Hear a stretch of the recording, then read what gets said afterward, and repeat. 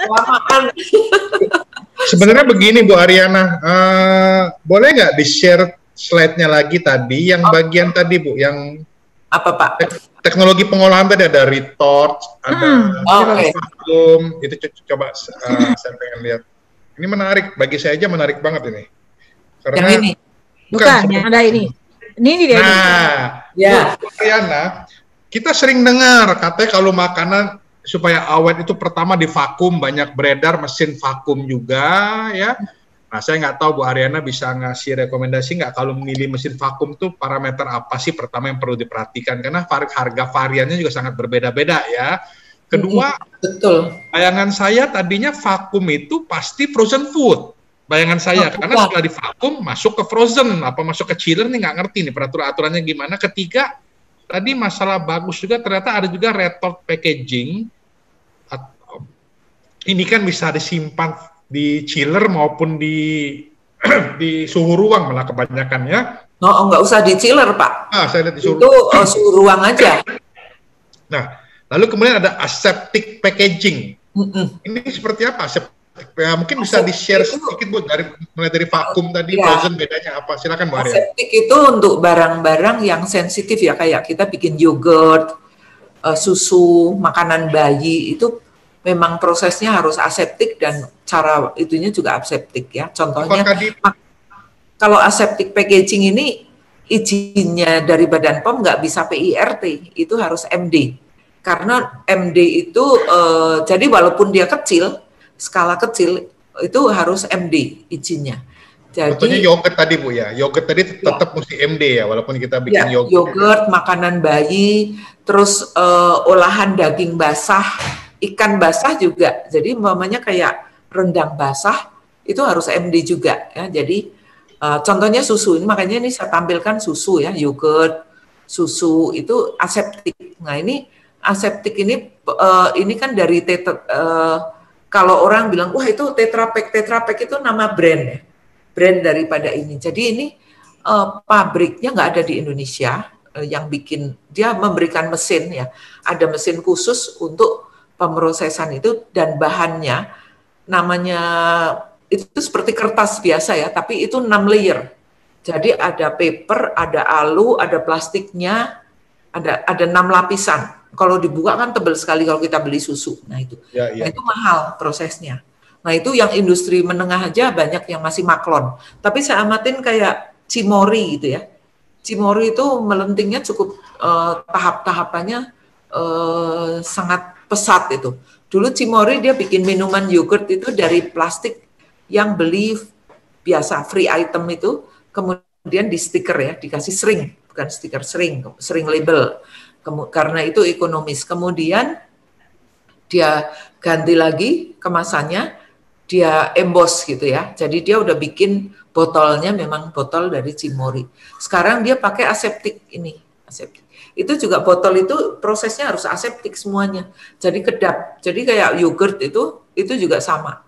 Jadi aseptik itu harus steril, disterilkan ya. Jadi nggak boleh ada debu ataupun apa. Jadi memang suhunya juga harus dalam air condition tertentu dan sebagainya. Itu ada persyaratan. Bu Ariana, pertanyaan saya, ada beberapa produsen rumahan yang bikin yogurt itu juga loh Bu, dijual.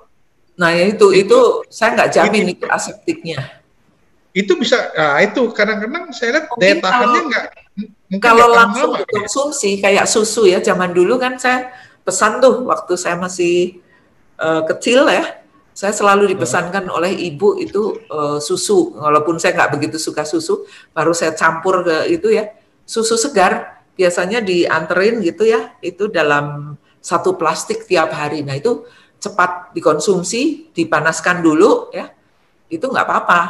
Jadi kalau cepat dikonsumsi hari itu juga gitu ya. Tapi kalau sudah mulai dipasarkan yang sampai sekian, umpamanya 2 minggu, 1 bulan gitu ya, kayak yogurt itu kan bisa expired date-nya kan itu ada tesnya itu. Nah itu nggak bisa Pak. Kalau santan Bu? Kalau santan itu yang di dalam kemasan itu termasuk aseptik atau enggak santan? Apa? Santan. Santan. Oh ya, ya, itu aseptik. Santan. Aseptik ya. Pokoknya yang basah-basah kayak rendang basah pun itu harus aseptik ya, dari pengolahannya, GMP tadi ya, terus kemudian prosesnya sampai ke kemasannya itu harus aseptik. Karena kalau kalau basah itu mudah sekali bakteri membiak gitu. Saya waktu di Pangandaran itu ya, saya beli bandeng yang apa ya, ikan yang dikasih garam dan apa gitu ya, biasanya gede ikannya itu, bisa satu ini ya, yang untuk dibikin ikan asin itu loh. Saya bawa pakai mobil dulu, Pangandaran ke Bandung kan 5 jam.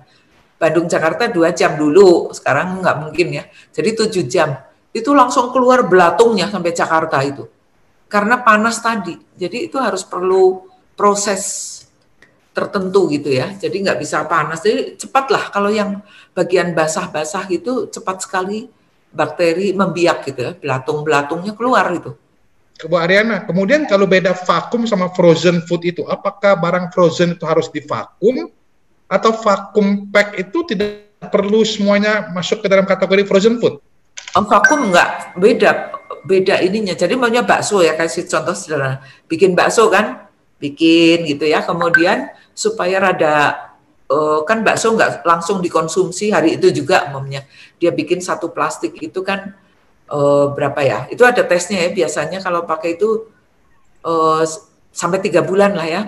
Biasanya dimasukin ke frozen, ke freezer ya. Bukan frozen, freezer. Nah, waktu dimasukin ke freezer itu, dia kan nggak semuanya, dia langsung beli, nggak langsung dikonsumsi, masukin freezer. Nah, itu divakum dulu baksonya, biar lebih lama, tahan, extension shelf life, jadi supaya lebih tahan lama.